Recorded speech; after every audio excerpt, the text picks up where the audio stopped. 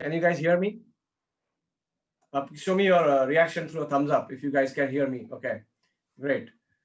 So when Vinod introduced me, he mentioned that I'm one of your oldest client. And when I heard that one of my hair, which was still black, turned white, but don't get it wrong, I'm not so old. Um, but it's been a pleasure. The journey speaks for itself. That I've been with the Anand Rathi Group for so many years, and I intend to bring that bit closer through these interactions. And I'm very excited because I'm given to understand that you guys are connected from all India, so that's wonderful. And the titles that you guys carry is team leader, and it's always been my interest to be interacting with leaders. Now, those of you who were there in Dubai, um, you heard two stories, one of S.R. Rao and the other one of Dr. V. Dr. Rao had his eye hospital. Dr. Rao cleaned up Surat. He was there sent during plague, and Dr. V, who made the largest eye hospital. And the common thing between these two stories is that these are very, very Indian stories. I have always felt that it is rather unfair that we in India always get told about stories from outside of India, and I feel that there is a bit of disconnect in that, and therefore I like everything that is very of by and for Indians. This has been my interest always. I like to have stories which are up close, and therefore I try to do that as much as possible. That doesn't mean that we are closed, we are xenophobic, and we are closed to what's happening outside. Our minds are open, but to learn about something somewhere from very own country, it does bring in a lot of pride and that much more inspiration. Um so today, and why do I tell stories? Because I believe that adults are nothing but deteriorated children. I mean, we are children at the end of the day, or we are adults are grown-up children, but there's a little bit of deterioration over there, and to a large extent, we are what we were. So stories are very interesting, and so today, what I'm going to do is I am going to tell you another story, and we have captioned this as "Chat with the Champs" because you guys are all leaders, and therefore I think that you are champs in your own way, and therefore we will be having a peer-to-peer discussion. The chats will happen in the future, but today it's going to be a longer session, and in future it is going to be smaller, less, less than 30 minutes approximately, where we will have some interaction where I will inject you some thoughts and then we will discuss and stuff like that. Um Today I will tell you a story, and the story is going to be again, as I mentioned, I like stories which are very Indian, very up close and personal. And today's story cannot get more up close or personal because the story is going to be about myself. But I want you guys to, and that is to introduce myself. I want you guys to not look at it as a story of just Kevin Shah. Consider it as a for anyone who's out there. And then we will take it up further. So, my story starts in 1987. I'm in the August of 1987. But a little background that I am the only kid to my parents. I have no brothers or sisters. Just one second. I'm not sure. Is one of you calling or hello? Who's this? No, I'm not busy. I'm busy. Sorry. Okay. Bhavika, if I get cut off, please call me. Otherwise, I will not take any calls. Okay. Sure, Okay. Kevin. Because I was not sure if it's your number. Okay. No, Anyway, no, no, I haven't called. showed your number now. Yep. Okay. So I want to give you a little background. I had a very golden childhood. I had no brothers or sisters. And it was therefore a full focus on me. My parents were doting, parents. They really brought me up as a parent would, going by the textbook of parents. And I fast forward and come to the point where I was going to go to America for my education, and that's where my story begins. It begins in 1987 August, and I was off to USA. And in those days, not a lot of people went to USA, uh, and a lot of people came to the airport. And then finally, my parents came to drop me at the airport. I bid them farewell at the airport. I boarded the flight, and the flight took off, and I landed in London, where there was a halt. And when I was in London, I took a day off. I had some relatives with whom I stayed to break the journey so that the Ladla Beta doesn't get too tired. And then I slept the night, and the next day again I flew and I landed in New York. And lo and behold, my parents were there to pick me up in New York as well. Because as I slept, they had taken another flight, which was just about an hour later. So they flew straight from Mumbai to New York while I took a break. So I was dropped at the airport and I was picked up from New York. So you can imagine what kind of a trip that was. And in those days, to travel was very expensive, but they still made that expense. And from there, then we went to the university. We went to the college, and at the college gate, I the next day after dropping me, they were leaving, and little did I know that that farewell will be the last farewell with my father. After dropping me, my father went over to a place in Cleveland, Ohio, where he signed a technical collaboration with an American company with whom we tied up, and he then flew back to India. And this was in the month of August, and then in the month of November, I got a call, and they said that I need to come back to India immediately because my father is not well. Now, it was rather unusual of them to call me like this. But at that time, there was no flight available to India on a daily basis. It was probably twice a week or thrice a week or something like that. And they said, you need to board the flight immediately. And the only way where I was in a small town, could have come to India was to have flown by Pakistan International Airlines. And I flew PIA. I went to Pakistan. For some reason, the connecting flight to Mumbai wasn't there. So I had to wait there for 10 hours. We were all put up in a room for 10 hours. And then I was put on another plane, and then I flew to Mumbai. If you fly to India via Pakistan, there is a lot of formalities.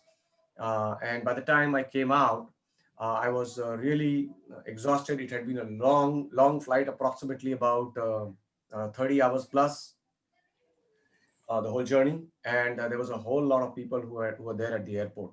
And I found that all very unusual. And then when I went home, I realized that my father had passed away, and already the funeral was done. I could not even attend my father's funeral because the time had taken too long. And this is the last time, as I said, I had seen my father at the university gate. Now you can imagine my state of mind. I came back. I had gone with all excitement and happiness and looking forward to my bright future. And when I found out that my father was no longer, he had died of something known as galloping cancer, where it just develops anew and it develops and then it just gallops away, and it had consumed him. Uh, and I was completely shattered over there. Now I did not know what will happen to me. But my mother said that, Kevin, you have to go back and get yourself educated. And mind you, this was against the warnings, and I'm using the word warnings given by all my relatives, because they told my mother that anyone who goes to America, they don't come back. And he's your only son, and you can't have that. Uh, but my mom said nothing doing. Even I didn't want to go. I didn't want to go and leave my mom. My mom said that your father would never be happy. You somehow have to go.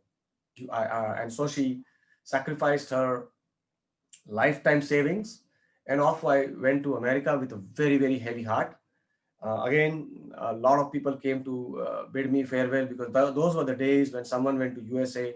And under these circumstances, it almost, it was an era where it takes a village. It takes a village to bring up a child. So after I left, my mother, she took over the business. So far, she was a housewife, a homemaker, but she rose to the occasion and she went over there. And she decided to hold the fort till her only son comes back. Well, I did study. I did my engineering over there.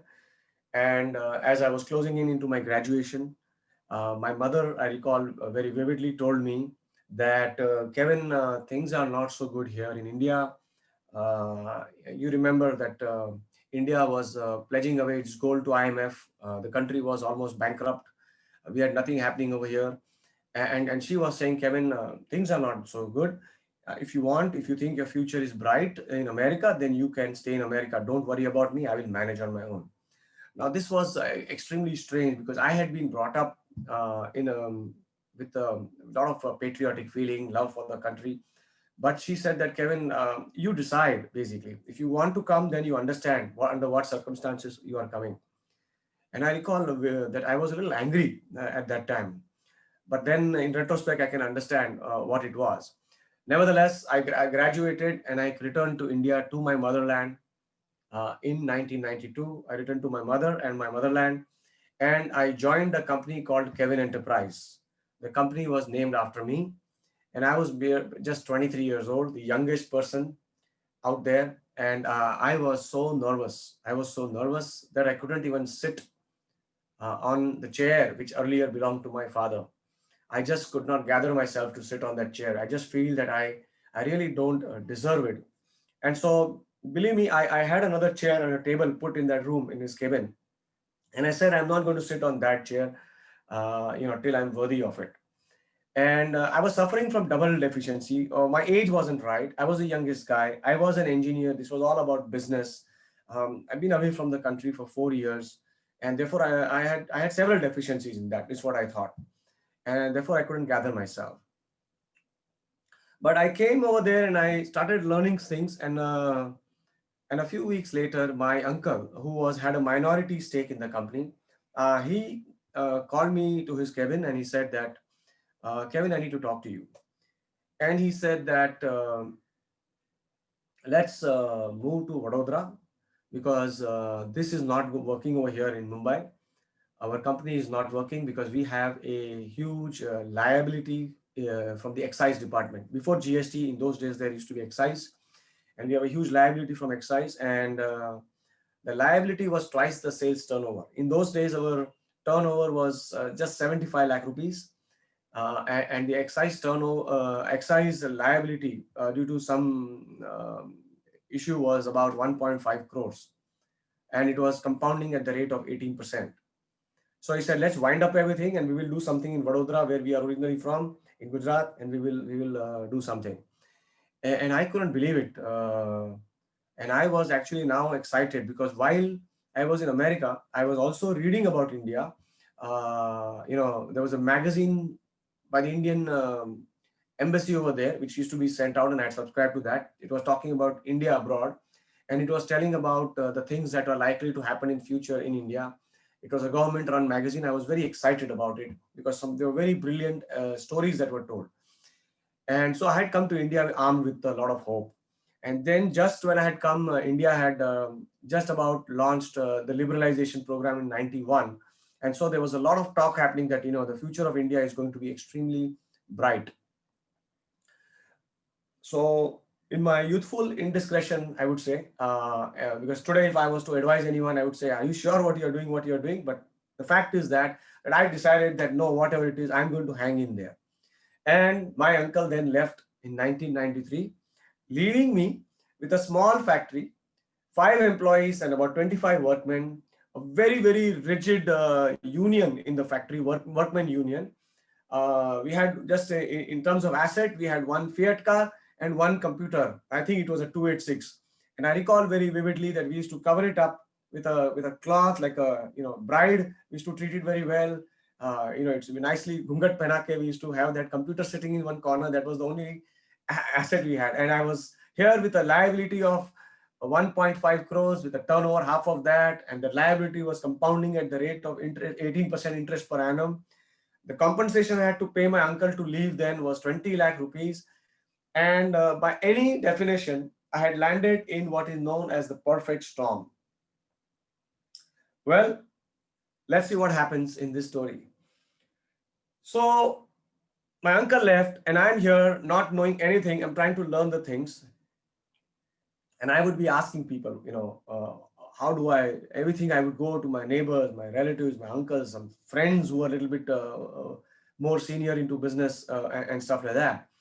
And I was trying to get whatever I can because I was completely lost in the maze. Well, it so happened that that union was getting more and more rigid because now they were really worried what's going to happen to them. And at one time, I remember I went to the factory at 2 in the morning and I found everybody sleeping in the third shift. And so I made it a habit that every now and then I used to go at 1 o'clock in the morning, 3 o'clock in the morning, and I used to wake them up. I say, "Chalo, chalo, kaam karo." And one of these good advisors told me that, Kevin, this is not the way to run a company. You are running your company with brute force.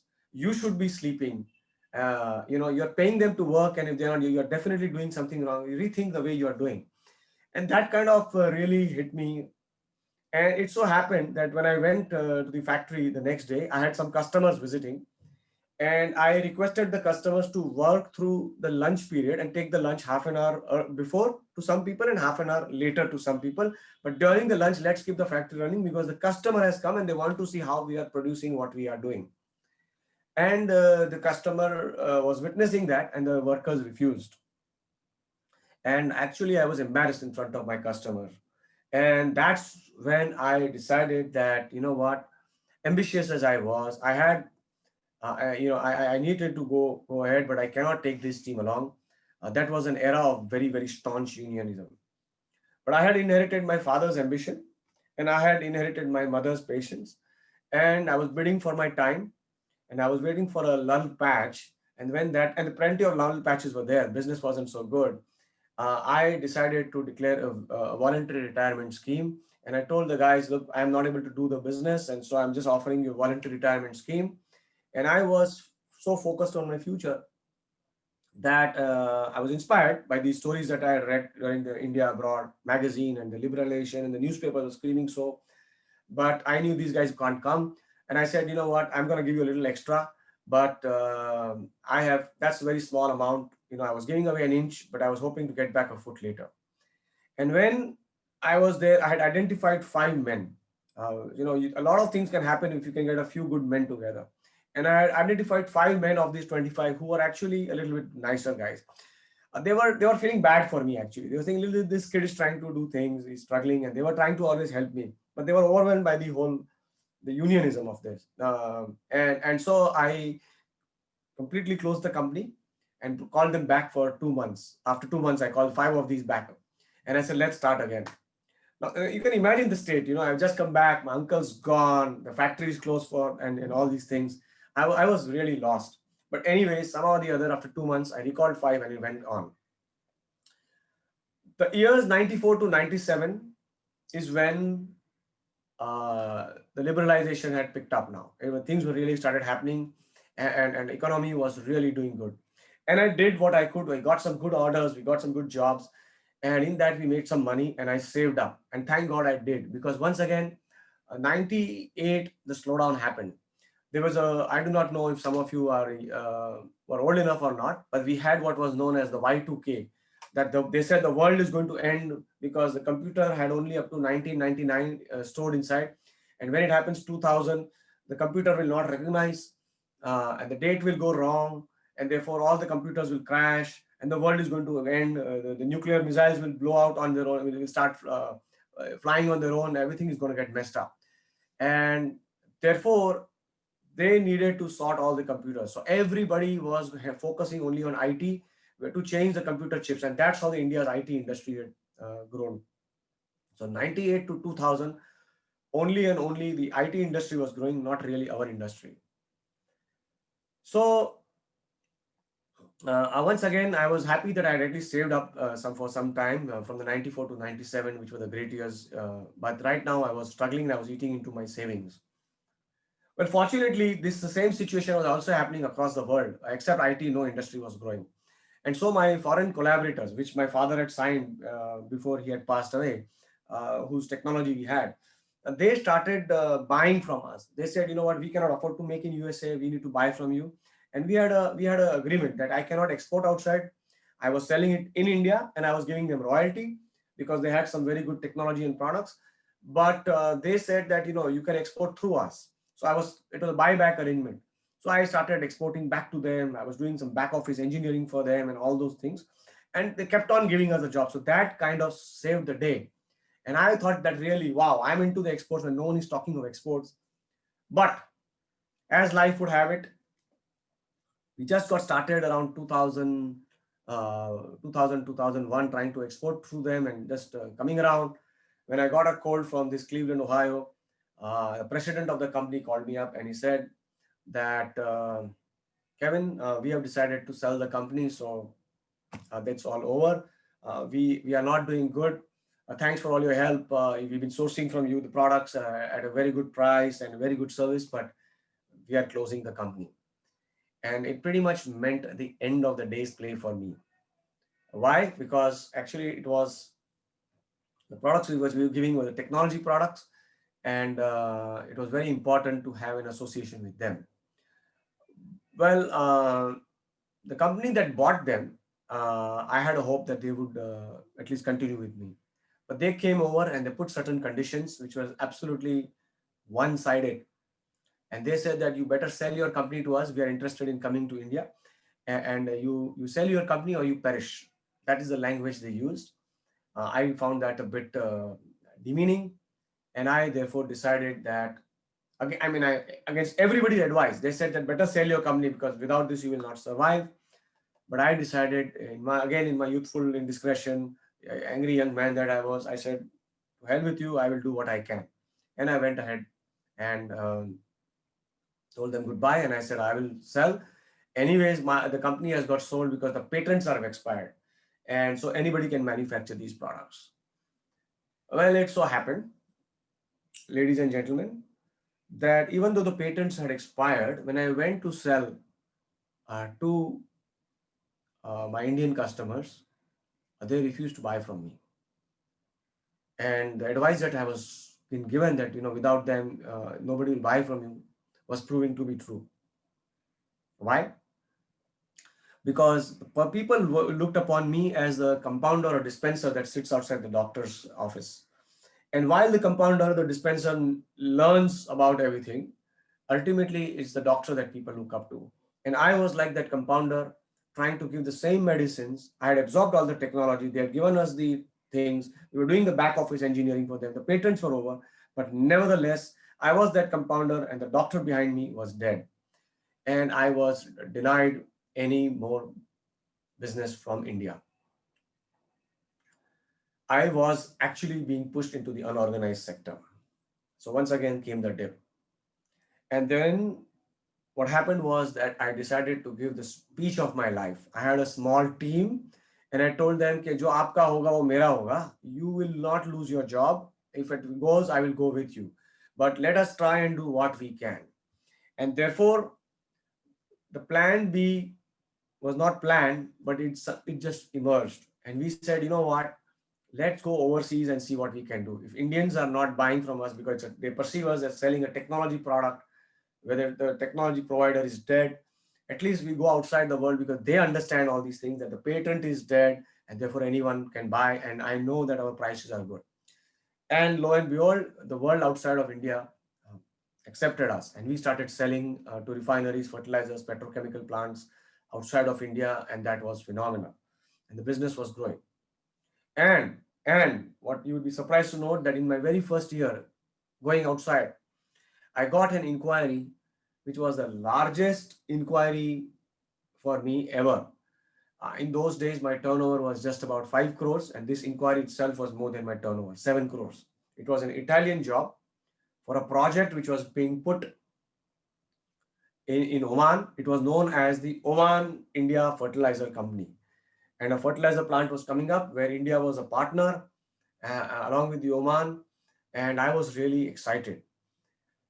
But, but to my bad luck, the tender document said that the Italian company who's executing this job has taken an Exim Bank loan from the banks over there, and therefore they are obliged to buy only products that are made in Italy and France. Can you believe it? is an Oman India fertilizer project where India is 50% partner. It's a fertilizer project. All the urea that comes out will be bought by India for 20 years, and no Indian goods can be going over there. So I got the inquiry, but I was told I may not be considered. Well, it's not what you know, it's who you know that counts. Fortunately, it was an Indian project, and I had done some business with an Indian company called IFCO, Indian Farmers and Fertilizers Company, and some of the officers have been stationed there. And I met them and I said, "What is this? You need to do something about it." So they said, "Yes, we are also very surprised because we've given them the job, but they have gone to Exim Bank, and now this is the condition. It's not fair." And fortunately, companies like L&T and Godrej and a few others got together and we made a big hue and cry. And fortunately, then the Indian vendors were accepted. But you guys need to understand how the world works. And so, to keep us out, all sorts of rumors were being made by some of the engineers over there. And while our offer was given, we found it was proved that we were the lowest bidder for that.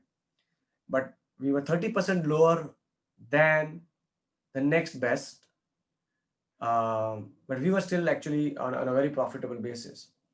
But we were 30% lower, and our competitor was no other than the company which had bought my collaborator and had told me that either you sell your business to us or you will be ruined.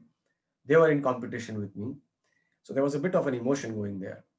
But the director of this Italian company said that, your price is good, we are keen to buy from you, but my engineers tell me that the diameter of this product is very large and you have not made it and you will not be able to supply. And I want you guys to, whatever the story I'm saying, I would like you to at every line try to get the context, and in every situation try to get the context, which will help us in the future discussion. And he told me that the diameter is too large, so I don't think we can consider you. And he was a director. He was keen to buy, but his engineers were scaring him. There was probably some lobbying going on. And I told him, "Sir, that the diameter is too large. Let me explain to you." I said, "Italians make great pizza, and the pizzas are sold all over the world in different diameters. And it's not the diameter that ever matters. It's the size of the mouth that matters, because we eat pizza in bites. It's no different than what I'm doing. I am giving you this product having a large diameter, but it is made in parts. And this is going to be supplied into these towers, these columns, and these columns, we install it inside. The columns have a little window, and all our parts have to be going through that little window, no different than a small pizza bite going through the mouth, and then inside it is assembled. So what I am willing to offer to you is that I am going to offer you inspection for each part, and I'm sure that when the whole is equal to sum of the parts, it works no different than the pizza." And he liked that metaphor, and he said, "Sure, okay, I'll make sure you get the job, but I'm going against everybody in my company, and if you fail, I will sue you." Now you imagine this, that my turnover in those days was 5 crores, which is equivalent to about 20 crores by today. And this one single job is about a value of around 30 crores. So it's more than by today's standard, if you adjust for inflation. And if I don't execute, he would sue me. So there's a lot of threat over there. And I was still very young. And so I said, "Okay, no, I will do what I can. But if I do this job brilliantly, what will you give me?" He said, "I can't give you anything else. I mean, you'll be paid in time and that's about it." I said, "What you will give me is that you will give me a beautiful certificate saying that Kevin Enterprise, the name of the company, has executed the job very well." And believe you me, we ended up getting a very beautiful certificate from them. We executed the job brilliantly, and we still cherish that certificate. It so happened, I'll tell you how it happened. In those days, there was then a movie which had come out called Lagan. And you guys must have seen the movie. You know the story of Lagan, where it was no different. That the first time the Indians were trying to play cricket against the experts, British, it was a out of their the ball was really not understood by them. And nevertheless, they had this ragtag team, but they all had that spirit. They got together and they said that it meant a lot for them to win against the British. And it was a true story. And the movie was made, and it had moved the whole country. And there was this sense of patriotism happening over there. And therefore, I then gave the speech of my life to my team and said, you know what, we are the team Lagan, and we are going to do this job. And we all did it, and finally we did end up getting that certificate. So with that courage, of that confidence, I was moving ahead and taking jobs bigger and bigger. Getting that job, I automatically got qualified once again in India. Indians began to accept me because they realized that the world outside is accepting. I had very good references from outside of India. And then India was also doing good by now. You remember the slogan, India shining, around the Vajpayee era. And I was, the business was growing, and I was taking jobs larger and larger. But once again, as the chain of events happened, the seesaw moved again. While India was shining, it had become time for me to start whining. And the reason is that because the turnover was growing, there was so much of demand of people all over India because of India shining. There were so many jobs out there that we were, the years were 2004, 2005. If you remember all those years where it was really, there was a lot of boom in the economy. 114 countries, for your record, 114 countries were growing at 5% or higher in GDP. Today, not even 5 countries are growing at 5% and above, but 114 countries were growing, and there was a big demand for people. And so I was losing people. I just couldn't retain the team. People were leaving me. And I had these big jobs, and therefore I had big liabilities, and I was spending sleepless nights. All I was doing is collecting resignation letters every day. I am not as old as you guys think. Some of this white hair, I earned it during that time. The stress, I had developed a very stiff neck. My head, I would hold my head would be cupped in my hands. I would hold my head. I had a mind jam. I didn't know what to do because the orders were just pouring in, but the people were just flowing out. And I thought that I would completely fail my parents. I thought the business is going to go bad. I'll be left with a lot of liabilities. The opportunities are there, but the execution is becoming a huge problem.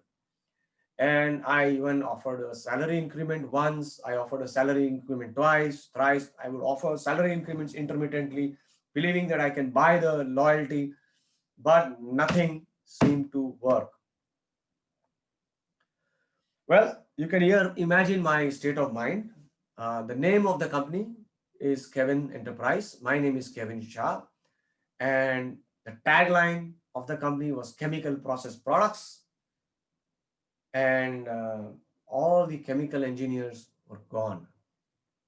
So Kevin of Kevin Enterprise with a tagline chemical process products.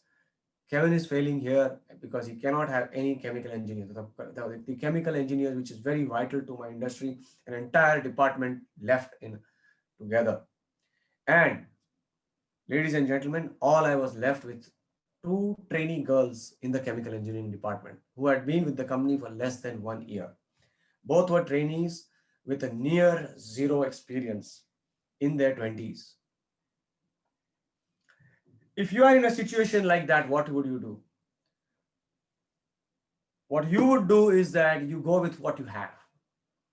And so I looked at one of the girls who was a few months senior to the second girl, and I told her, you are in charge. Everyone's gone, but you can do it. You are in charge. And I put on a brave face and I gave her a pep talk, because I was really worried that all the other bricks were getting loose in that. Well, guess what happened? She said, okay, but there was something missing in that voice, which I could feel. And she went home, and the next day she came in and she said that, sir, I also want to quit. I am feeling very nervous in your company. I can't do all these big things to take charge and all those things. And in that, I realized that my pep talk was not working. Your capacity to orate is great. You can be a great orator, but you have to also be a communicator. and I was not being able to communicate to her. And you can imagine the state of my mind. I was now pretty much convinced that my company would collapse. I would be left with huge liabilities. I would have failed my parents, and I was left with a situation where I had now only that one last man standing. And to be precise, that last man was a girl in her 20s with near zero experience, just a few months into the company after the college. So let's take a break here. And I want to break a break from my story, and I want to tell you something very interesting. Ladies and gentlemen, what happens is that life comes from outside the syllabus and it hits you at point blank. And then you have to learn at the University of Hard Knocks. And you have to do what you have to do when you are into certain situations. And I'm going to tell you an interesting story. And the story there's an idiom. I do not know if you guys have heard of, but there's a saying which says that the greatest invention since sliced bread. Americans say that a lot. Whenever something happens, they say, wow, that's the greatest thing that has happened since the invention of sliced bread. So, what does it mean? Well, the interesting story of this sliced bread is that before that, bread for centuries has been known. It has been known to be existence in the earliest of civilization, but the bread was always made in the form of a loaf. And what happened was that people have been passing that technology down on how to be a baker and make bread down the generations. And people always looked upon bread as a loaf of bread. And that went down for centuries until where the origin of this idiom is that on 6th July 1928 in Chillicothe, Missouri, in America, for the first time ever, bread was sliced. Before that, nobody had thought of slicing a bread. And as soon as the bread was sliced, as you can imagine, lo and behold, a sandwich was born. Before that, people always consumed bread at the dinner table together, maybe applying butter or some gravy with it and consuming it. They would tear the bread apart and eat it. But now, sandwich was born and fast food became. And mankind, as we know it, changed forever because with the invention of fast food, the things completely changed. The entire lifestyles of humans began to get changed. And there was a big worry that now the people are eating more bread than ever before. And the worry was, believe it or not, that the amount of bread that the people will eat would go up by 6 to 30 times now. That is the rate at which bread started getting consumed. And believe it or not, America actually banned consumption of sliced bread. Can you even believe that? They said that slicing of bread is illegal in America. It's a true story. They knew that this law cannot be implemented. Anyone would, do that at home. And finally, they created a revolution in agriculture and they coped up with it. And sliced bread became legal. And as we know today, the American ethos is in pursuit of life, liberty, and happiness through junk food. So, this is the story of sliced bread. Now, why am I telling you this story is very important. What has it got to do with the story that I was telling you about my life? I think it's a worthy ponder for all of us that why is it that people are always consuming bread in the form of a loaf? Because there is something known as the law of recognition.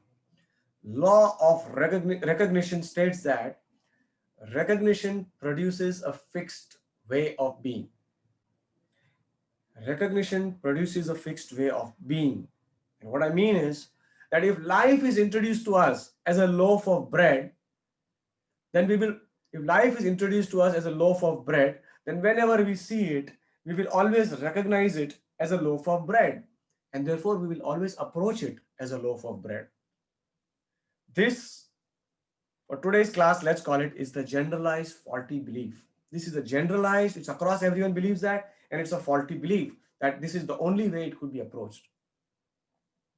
And in life, we have many such generalized faulty beliefs, more so in the corporate world. If we are introduced to something in a wrong way, we recognize it in a wrong way, and our approach will be according to that wrong way.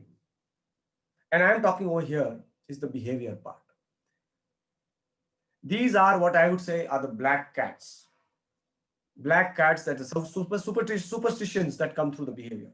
If you are introduced to a black cat as something that brings bad luck if it crosses your road, then every time a black cat crosses the road, you will approach it as it's going to bring me bad luck. You will psych yourself, and therefore you will go to the other side. These are the superstitions we believe. So let us look at some of the superstitions that we have, some of these black cats that we have in the industry. If I train an employee, my employee will leave. This is a very common black cat which is there across the industry. That if I train my employee, your company is a brilliant company. They are putting so many trainings to you guys. But there is this but are we doing it down further is the question. While your company trains you, the question is, are we training down below as leaders, as team leaders? What kind of training are we giving? That's very important. So superstition is that if I train my employee will leave, which means no training is good behavior. Here, training is the black cat. If I'm nice to my employee will not work. He's not scared of me. In order to get him to work, I have to scream at him or her. So screaming produces results, is the superstition. Here, being nice is the black cat. Being nice brings bad luck. This is the kind of superstitions which are there. And sometimes these black cats are so efficient, we believe that if I am nice to my employee will not only not work, but might even gather the guts to come and ask me for a personal loan. You understand? It is a double efficiency black cat. And that is why we try to keep ourselves away from our employees. We don't train them, we are not too nice to them and stuff like that. And when I say employee, I mean employees also to each other, the managers to the down below. Therefore, we need to always be understanding that we need to be looking out for these superstitions that we have been introduced to, the laws of recognition which are there all around. We tend to talk to the people while standing on a pedestal. Generalized faulty beliefs or these black cats have a lot of limitations, ladies and gentlemen. For one thing, they are extremely short-term. They are short-sighted. It works on borrowed power. They lack internal integrity. I may shout at you, but it lacks internal integrity. I really don't feel nice about it. I'm not programmed to that. Human beings are not programmed to be not so nice to each other. But then we end up behaving that way. It leads to maybe short-term efficiency, but it is definitely not effective. It doesn't last for long. So, imagine that merely slicing that bread from a loaf to a sliced bread, it unleashed so much of potential. It changed the way the humans lived. And today, sliced bread is so common. We have McDonald's and we have Subway and whatever have you. It unleashed so much of economy. It unleashed so much of energy. It unleashed so many other ideas. Just imagine that if we remove some of these ghosts that are living in this haunted house in our mind, if we get rid of these generalized faulty beliefs, what can happen? Let's come back to my story. I left you telling you that I was staring at the last man standing, and that last man standing was nobody but a chemical engineer trainee, and she was hardly 20 years old, not much experience. And at that stage, I was completely shattered. I was depressed. I was falling from a cliff. And in that moment, I was willing, as I was falling down the cliff, I was flinging my arms, I was willing to even hold on to a blade of grass to save me from dying further. My ego was completely deflated. My arrogance of intelligence had given way to the innocence of common sense because that started looking a bit more appealing. I had become extremely vulnerable. Ladies and gentlemen, vulnerability is okay, weakness is not. And as goes the saying that difficulties don't crush men, they make them. We must realize that any upward bound leader will always be vulnerable. If you want to do things, you will be vulnerable. And in that moment of vulnerability, all the layers which I had developed over the years of these generalized faulty beliefs, a lot of them, they started disappearing. And I was open to new realms of possibilities. And in that moment, in that naked, authentic state, I discovered my biggest personal, generalized faulty belief. I found my black cat. I, ladies and gentlemen, was living in my personal reality. I was trying to live to my dad's ambition and my mother's sacrifice. I was trying to live their dream, and that was a very powerful force. You know, I was trying to do whatever I was to because I considered this business as my own business, and I was doing it from that lens. Imagine now that there is nothing wrong in being a worthy child. There's nothing wrong with that to be fulfilling your parents' dream. I mean, it's fantastic. But the aha that I got in that moment, the realization what I got that while I was doing what I was and the business was also growing, people could understand what I was doing. They could even realize I was struggling. They would sympathize with me. Some would even empathize with me. But how long can I carry them with me? For the long term, I had to give up, convincing people. And I had to bring in enrolling, and not on an individual basis, but the whole team together. I had to enroll them. My language was always there of giving these pep talks and talking down at them, talking at them and not talking to them in my own way. So I was growing, but my narrative was not. And therefore, I could not make individuals into groups and then coming together as a team. This was my problem. And with this wisdom, my language began to change. And so I did not tell that girl. I asked that girl that, do you think you can help me and take the charge and let's do what we can? She agreed. I had mellowed down quite a lot. And I said, going by my last experience, take a day to think it through, think it hard, and then come back tomorrow if the same challenge is you are really willing to accept or not. Now think of my state when that girl returned to the office the next day and she entered my room. I looked at her with expectant eyes and she told me that, sir, I will take the challenge. I will not leave you, but I cannot stay for long because I want to do MBA.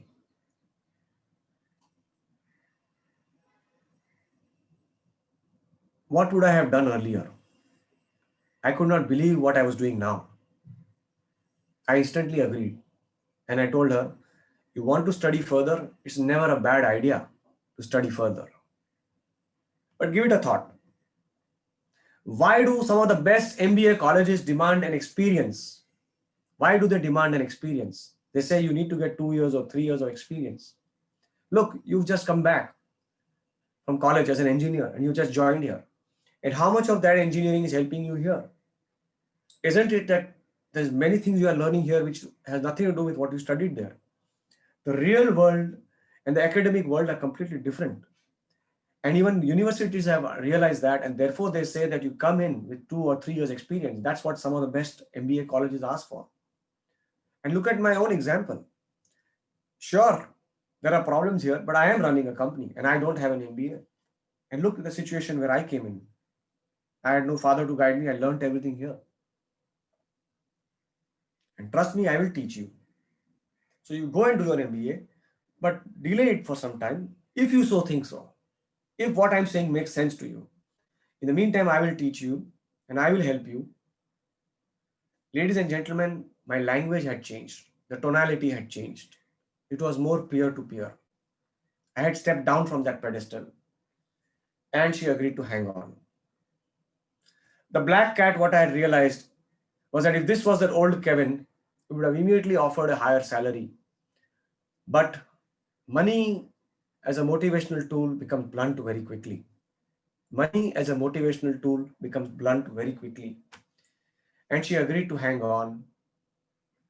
And now I realized that I had to do this across the company.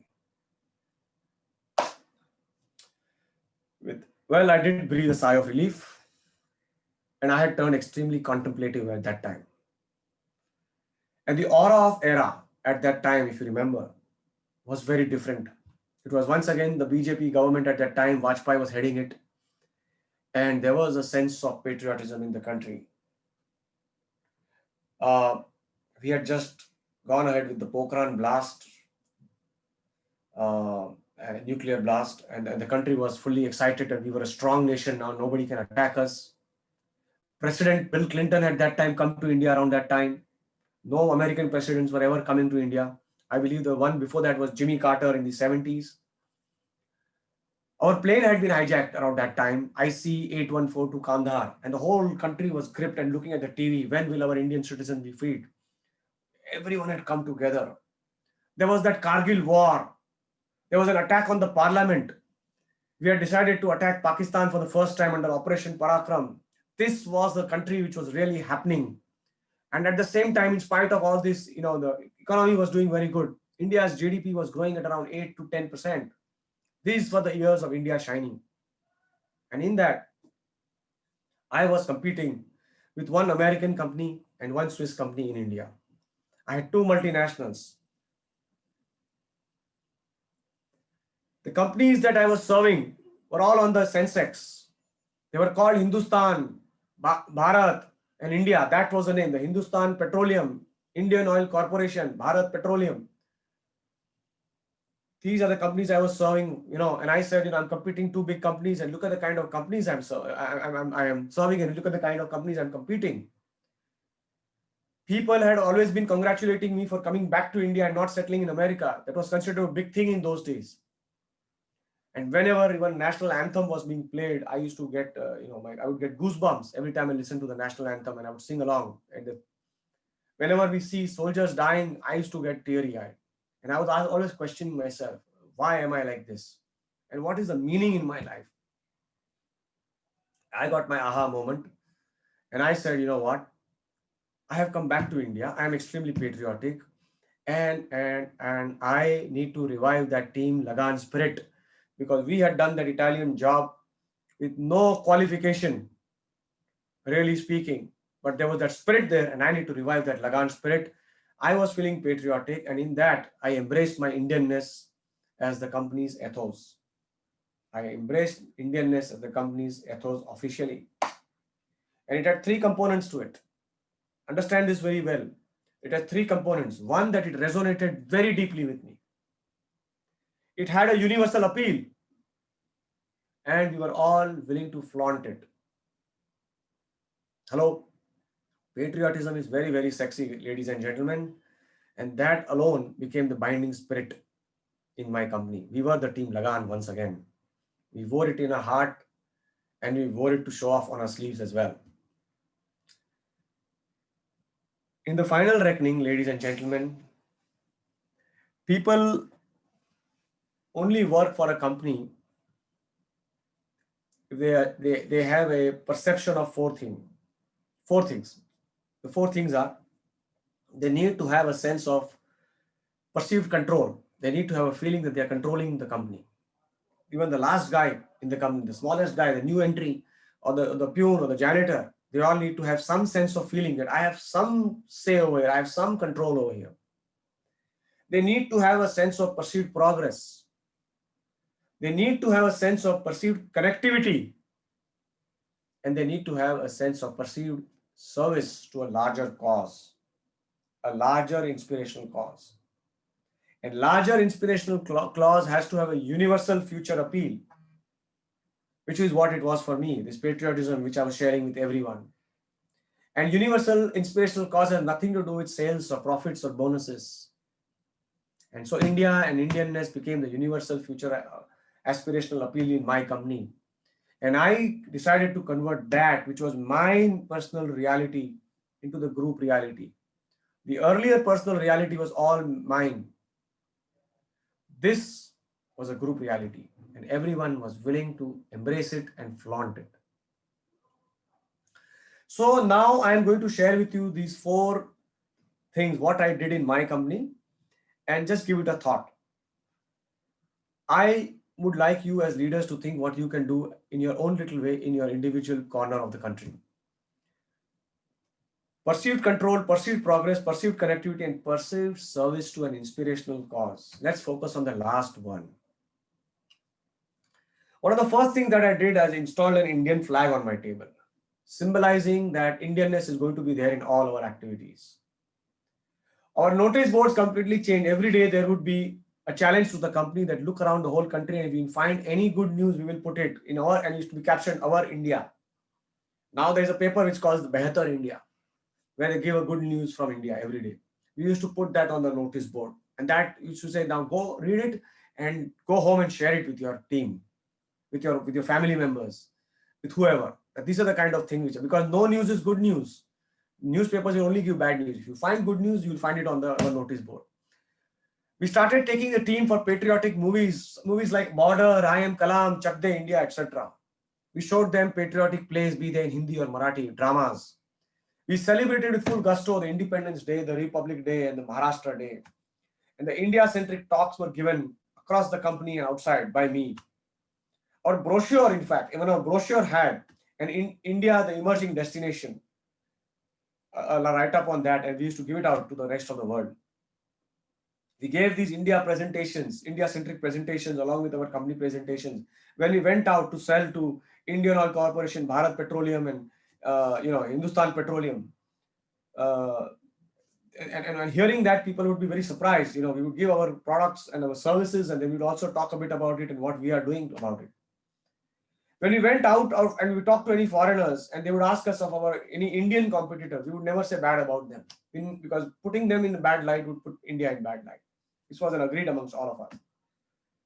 I would joke and tell my people that, you know what, I want an Indian factory. An Indian factory, because when you come to an Indian factory, it's a dirty factory. I would say no, but this factory is going to be the world's best factory. I had seen the factory of my collaborator when I visited them, and I made sure that our factory was the best factory out there.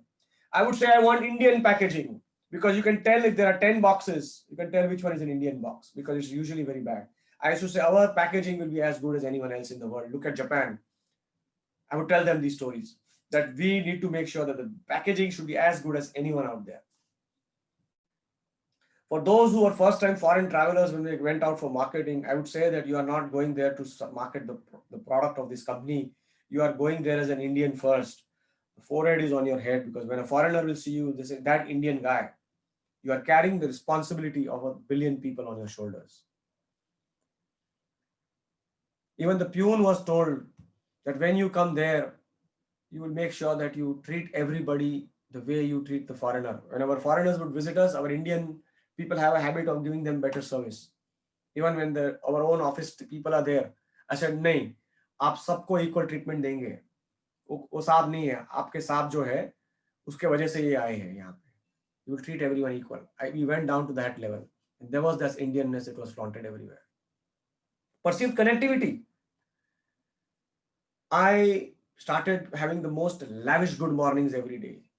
And in that, I would walk around, and if I see someone who's not well, or someone, not because of COVID in those times, but if somebody is not well, I would say, you don't look very well. Why don't you, just go home? I connected with them. We started bringing in students, and I would tell my team to train them, because it's our responsibility to introduce the industry to them on what the real world is all about. These are our future citizens. They are not here to just do some photocopying work and all that. They are not wasting your time. You have to invest your time in that. On Bhagubai Polytechnic, all the students would be coming, the teachers would be coming for feedback, and I would ask the teachers, what's the feedback you're getting from the students? And believe you me, there was a big line for students to come to my company. We would celebrate Rangoli, Holi, Garba, during kite flying, Tilka Laddu. If somebody went anywhere, they would bring the stuff from there, that became a culture. They went to Bharuch, they would bring Khari Singh from there because it's famous for that. Our site engineers, we would call them up and try to coordinate between their home because they used to work till late night. We came out with what is known as the fuzzy logic compensation. We would feel and give the compensation. So we did not have rules. Can you believe it? We would see that our site people have put in long hours. We would feel their pain, and we would say that, okay, you work till 2 in the morning. Fine, you know what? We will compensate you accordingly. And we would feel based on what the person is about, and based on the feel, we had a bandwidth within which we would give. Because if you give them as hourly benefits or something, they become entitlements. So we decided to change the company on a field base within the bandwidth. People could operate within the bandwidth. We gave away some rules. For women, we were the most friendly company. We had fantastic flexibility offered to women. We understand that their responsibility is far greater. They end up doing 2 jobs many times. Our maternity benefits were far greater than what was there prevalent at that time, and we believed in equality because everybody is equal at birth. So whether the lady is a senior person in the company or a junior person, during maternity everybody gets the same benefit. Even for men, we had paternity leave because there are some of the men who have to do a lot. Nowadays, it's not joint families anymore. If the employees' family members came in, we would appraise them and tell them how well their spouse is doing or the child is doing in the company. And a lot of time, our employees brought children with them. We had student books, or we had comics and all that in our company. Janam, Janoy, Lagan, and Maran are very important in the Indian culture. Birth, baptization, marriage, and death. And in that, we had very, very special provisions available for the employees. For these, we never mark them absent. Let's move on to perceived progress. So progress in a company for an employee is no longer only just salaries. It is learning, earning, dignity, and respect. And we therefore try to give them as much of learning as possible. They should feel the progress.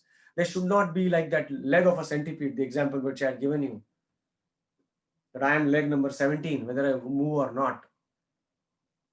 The company is moving ahead. We used to have what is known as a Friday Freedom Fry, a talk where I would talk of what is the best of the pest meaning the political, economical, sociological, and technological aspect. We would show a TED talk on that Friday and then discuss. It's only a 30-minute break that we would have. I would personally message to read particular editorials from the paper because opinion building has to be done. When you start reading other people's opinions and the views behind the news, your own opinions and your own views develop, and therefore your decision-making capacity improves. I introduced to them Obama and Modi, not the politics, but the phenomena and what it means for the world or for India. We used to have what is known as FIST in every activity we did. FIST meaning FIST, fun, improvisation, style, and then training. If you had a document, you would say, how can we make that document enjoyable to read? How can we improvise it? Is there any aesthetics we can put? And then we can use that document to train others. And we would show to the people, look how the document number 1 looked, and look at the document number 7, see how we have progressed. And people feel a sense of heritage in the company, that everything is developing. We had finance for non-finance people. For the non-technical, we would have factory visits. I would ask people, how many of you have visited a real factory in your life? And we would take them to the factory and teach them over there as students, even though they had nothing to do with the factory in our company. We would even have explain to them the importance of sense of humor, including self-deprecating humor. Cartoons making fun of the boss would be put on notice board. I myself would go and put it. You need to make yourself a little less serious on that. What I call it was a mind parlor is what we developed. The soft skill, the dressing, the protocols when you go and pick up some foreigners from the hotels, what should you do? People are not used to it. A lot of people come from towns, smaller towns, villages to Mumbai to meet to live their dreams. The handshake protocols. When they would come to discuss with me, I said, each time you come, bring in one junior person because they perceive that the managing director's office is something where nobody can enter. So each time they would come, a junior would come, they get trained on the job, what I would call as a mastermind on the go. And the last is perceived control. We did a lot of experimentation. We used to have what is known as the Monday magic moment, where for 1 hour people did not work. They worked to get people tend to go out of control. And we wanted to bring in the control. So in Monday magic moment is the 1 hour you spend with yourself. You can do your personal work. You can do whatever you want. All the computers will be off. If you want to have a discussion with someone, it cannot be on your chair. It has to be in the terrace or in the compound. We had what was a board of errors in my factory. It is not possible for me to have our eyes and ears everywhere. And so the board of errors was there. Where if a worker made any mistake, they would write it on the board. Me चूक केली, मैंने mistake किया, और अब मैं ये करूँगा. And all the workmen would clap about it, and therefore they would develop the systems within themselves. We never had sales targets. We had targets where you do what you do, which is within your control. All the things you do within your control, that used to be measured. And we believe that the sales became a consequence. Once an employee came to job, we would bring the job to the employee, because then you find out they have certain strengths and weaknesses. We would adjust the job for them and we would pair them up in complementary teams. And whenever there was a slowdown, you would consider it as God sent. When they slow down, people get very nervous. But we have to have a long list of things to do every time there's a slowdown. Machines need oiling, machines need rehauling, painting, drawing the lines, making some software, repeated things to be standardized, etc., etc. We would use that. We should use that to sharpen the saw. So now I'm coming quite close to the end. So why do we need to have such a universal future aspirational group reality in the company? We need to have that. We need to have that because people come from different backgrounds. We are not backward compatible. And we are extremely distracted. We have our own individual personal dreams. But once you bring in some universality, which has a future aspirational group reality, then there is an intersection that comes about, and therefore there's a bonding that happens. People get aligned. There's a team alignment that starts happening. That universal future aspirational reality becomes our guiding star, the North Star. It builds a sort of an emotional stamina because to keep going. It becomes a place for refuge. And then no company is without problems. But all these problems start paling, look very small in front of the larger cause that we have agreed to have it. At this juncture, I would like to introduce you to the definition of entrepreneur. An entrepreneur, or in your case, an intrapreneur, is any person who converts an opportunity or an obstacle into an advantage. And there are always going to be obstacles. And how do you convert that into advantage is the name of the game. It's all about uplifting, upholding, and upping the ante all the time. People call that the owner of the company is entrepreneur. Well, often the owners are very transactional, but the employees are extremely entrepreneurial by this definition. This definition does not say you're an owner or not. It's one who looks at every opportunity and obstacle. And the first port of call is that, can I make this into an advantage? My champions in my company, my managers, who I used to call them as OGS, organizational group leaders, they had a super designation. Not only they were managers of their own department, but they were organizational group leaders, which means that they had the responsibility of their department, but there was a good amount of overlap and oversight into what's happening in other departments. And therefore they became the guardians If the manager of that department is absent, and they became the guardians of the other department. They kept the eyes and ears open. And sometimes for an errant employee, they would also go and counsel. And my OGLs are extremely entrepreneurial. So I essentially, you must have figured out when I started doing all these things, I actually had stopped working. And I don't mean in the true sense, but I'm speaking metaphorically. And I was no longer carrying the definition of MD. I was carrying the definition of mad, which means that I was putting in a lot of energy into this India and Indianness to develop this super inspirational purpose. The CEO is energized, the chief energy officer. You have to keep energizing your team, and you as leaders have to do the same. And I had pretty much turned myself into a coach and a mentor. I allowed the people to discover the genius in them and bring about the why in them, the why we do what we do. I used to always tell my team that if you know what to do, you will have a job. If you know when to do and how to do, maybe you will go somewhere in life. But if you know why you do, then you will become wise. And therefore, the why is what it is very important. If you, my slogan, my life slogan is, he who has a why can bear almost anyhow. He who has a why can bear almost anyhow. It is a quote by Nietzsche, and I have adopted that as my own. So, when we do this kind of a thinking, our generalized faulty beliefs, ladies and gentlemen, change into the central operating principle in our company or in our department or in our wherever we are. The generalized gets eliminated and it becomes very centralized. Faulty becomes operating and belief changes to principle. And therefore, you need to run the company or your department with a centralized operating principle. And let me explain to you what a principle is. We all think that we know the meaning of principle, but let me explain to you why principles are required. So, morality, ladies and gentlemen, I have told you this in Dubai, is about my saying that I will never kill. That is my moral view. But if I am a soldier, then it is my professional ethics requires that I do kill. Then what is principle? Principle comes into being. Now you assume that you are in a war and the opposite person has been captured as a prisoner of war.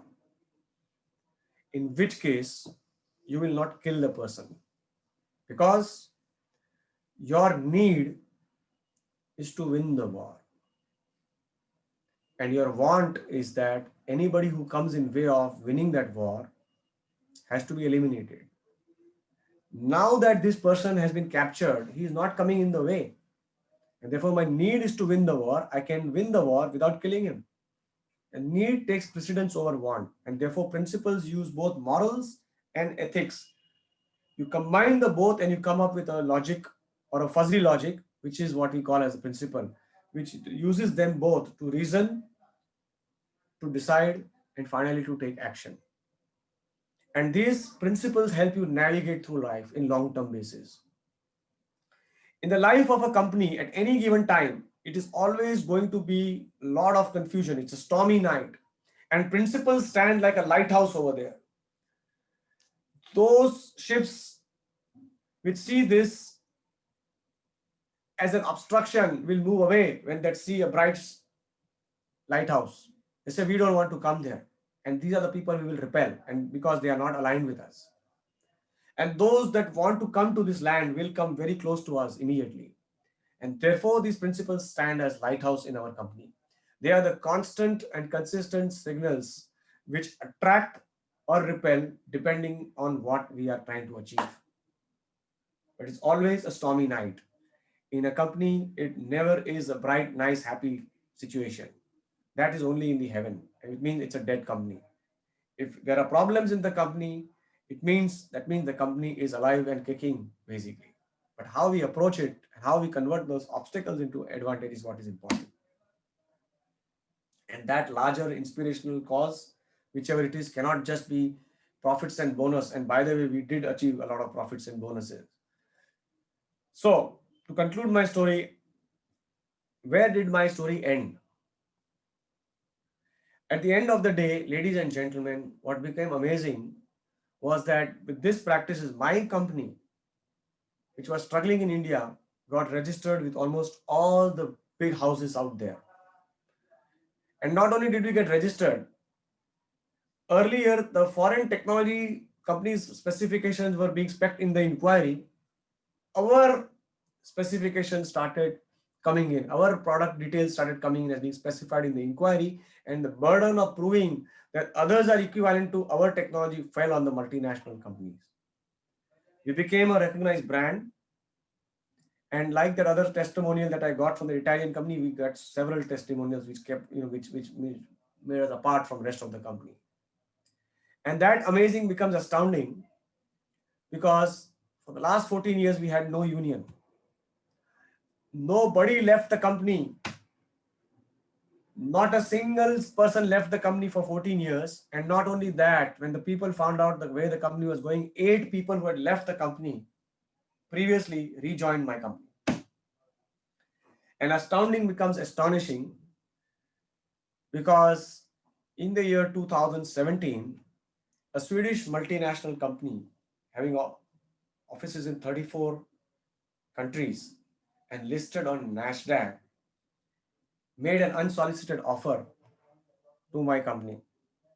And after a due diligence that lasted for about a year, where they found that everything was smooth and well oiled, we came to an agreement and I sold my business.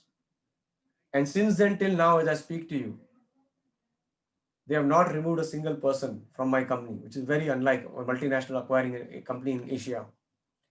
And not only that, they told me that this company has a brilliant culture and we would like to protect it and not kind of overwhelm it with the culture over there. This is what they have told me themselves.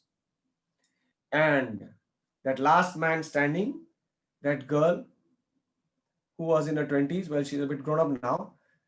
She's a young lady and she has now replaced me to run the company. This, ladies and gentlemen, is a true story with a good ending. And we are as good as our last story. And here the operating word is good. In order to have a good story, we need to have good people. We all start good, but we need good people to run the organization. And good is the operating word. And why do we need good people? Because we are as good as our people. So we need good people. We need good people is the answer, but it gives rise to 3 questions. And the question is, what do the good people want themselves? We need good people, but what do the good people want? And which good in the good people are we looking for? What is relevant to our company? Because there are 50 shades of good. There are 50 shades of gray in the good. There are all kinds of goodnesses. And last and the most important, that how do we keep good people good once they join the company?